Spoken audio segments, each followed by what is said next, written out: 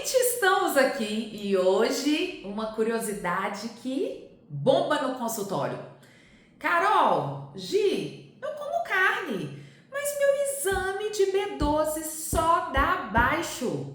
E aí? Vou deixar pra Gi responder. Nossa, que B.O. Vai deixar logo pra eu responder? Bora lá, né? A gente tem que interpretar várias coisas, né, Carol? Não é só o simples fato que a nutrição é linda, mas é assim, não é só a escolha do alimento. Sim. Não é só comer. Eu preciso comer, quebrar, digerir, absorver e utilizar. É todo um processo. É um processo Todo mundo acha que químico. assim, tem o nutriente ali dentro daquela Por carne. isso que às vezes as pessoas pegam assim, essa dieta tá linda, vou fazer. Mas o processo interno não tá adequado. Sim. Então a gente depende bioquimicamente de várias coisas, né? Principalmente de algo que quando a gente vai envelhecendo vai sendo reduzido por senescência, porque é o fator intrínseco que é produzido no estômago, que precisa de se ligar a B12 e que assim a gente vai pelo menos fazer um processo de absorção. Para tudo. A Gi falou, a gente vai envelhecendo e vai perdendo esse fator intrínseco. Então, o idoso tem mais problema com essa questão de Total deficiência. deficiência de fator intrínseco.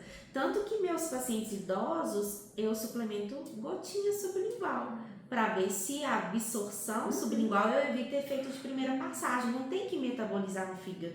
Já vai ser absorvido na língua. Surreal. Aí a gente tem uma evolução de aumentar essa B12 de forma mais interessante do que quebrei, tem que digerir, tem que absorver, etc e tal, e ainda tem que ser metabolizada no fígado. É um contexto de vários processos metabólicos dependentes de enzimas, de nutrientes, de fatores que precisa, uma matemática linda, que precisa do corpo estar nutrido, né?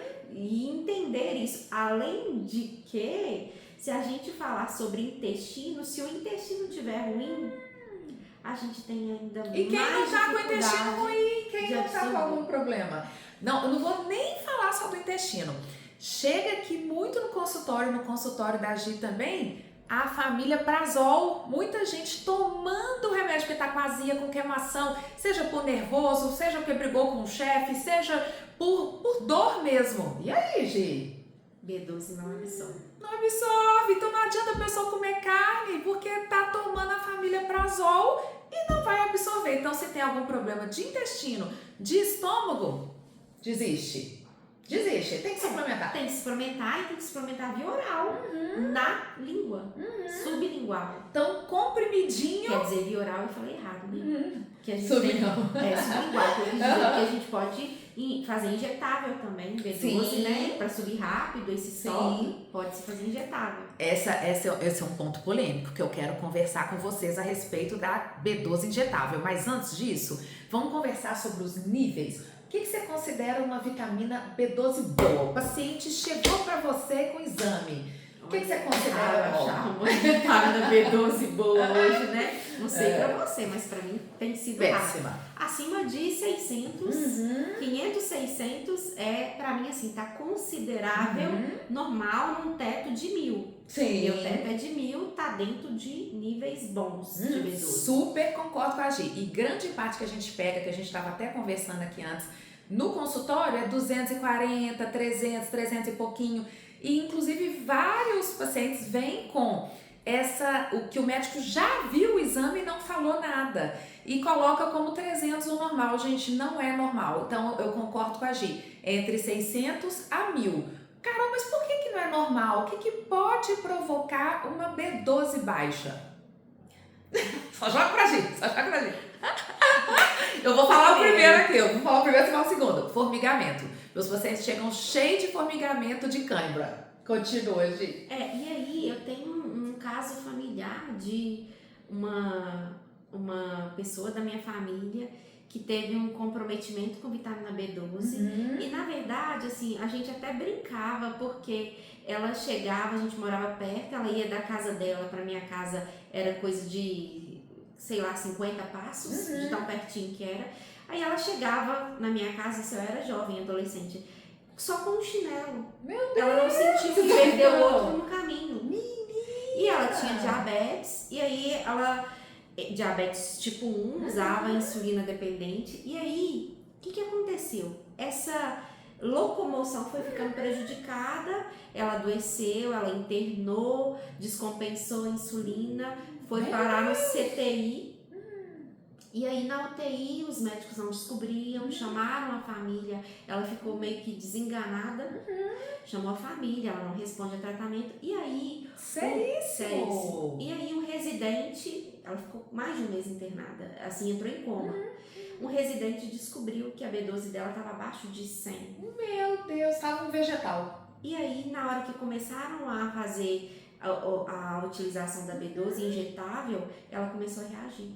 E hoje ela é dependente da B12 para tomar mensalmente essa injeção para manter esses estoques. Aí veio um processo de reabilitação. Sim. Ela ficou internada no SARA, teve que reaprender a andar, usou cadeira de roda por muito tempo por causa da B12. Por causa da B12.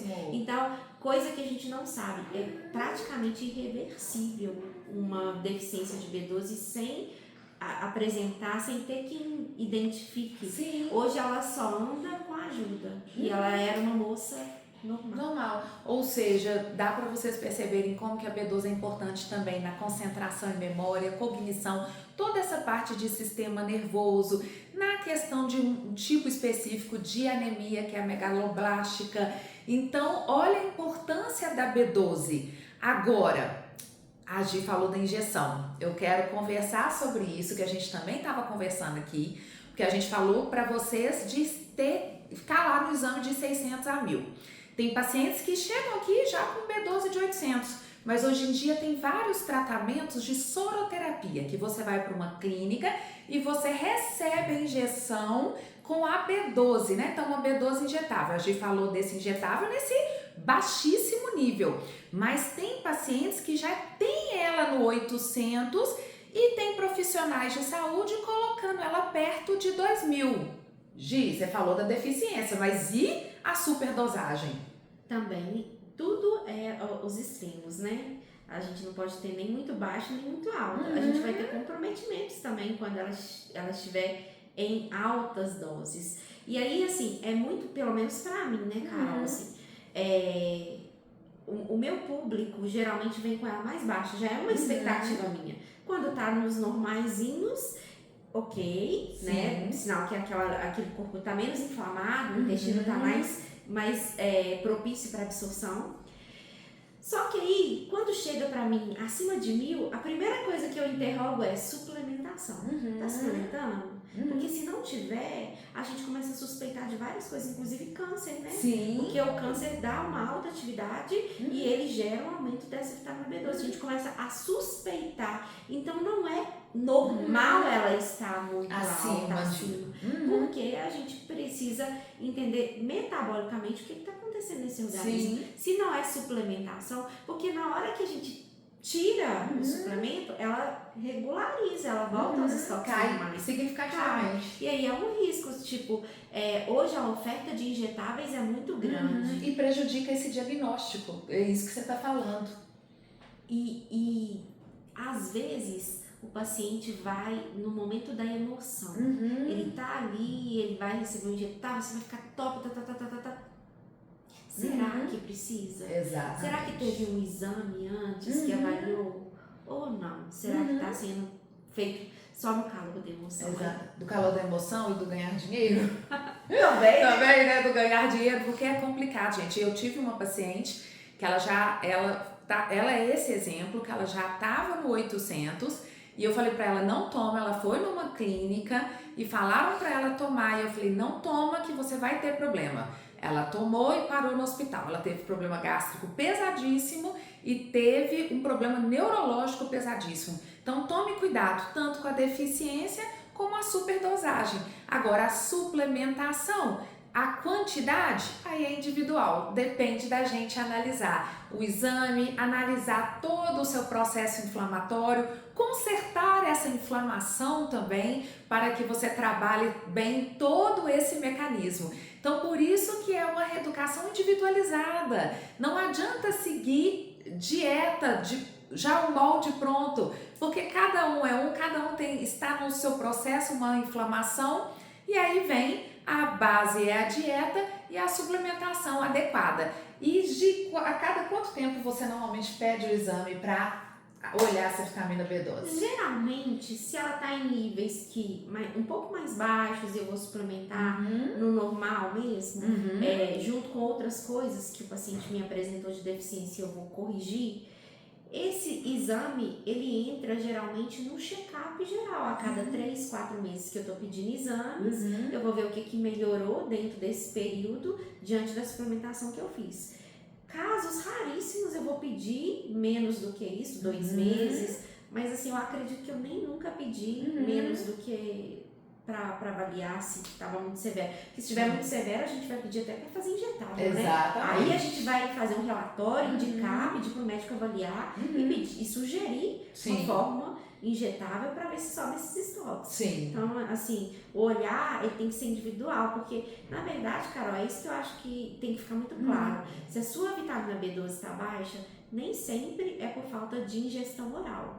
Pode ser problemas intestinais importantes, inflamação, gástricos, você tem azia, queimação, gastrite, pode ser algum desses problemas que está atrapalhando a absorção da B12. Então, é aumentar a B12 ou corrigir o problema? Porque para mim a base sempre é o que está causando mal, então eu tenho que corrigir o problema e não ficar taca ali suplemento. Exatamente. Então, a base é sempre a dieta anti-inflamatória, ela tá desinflamando você para você melhorar todo esse processo seu de absorção. E aí eu falo que é isso, a suplementação é maravilhosa, mas ela é a cereja do bolo. Então, primeiro você tem que corrigir todo esse processo inflamatório. Com certeza, assim em breve.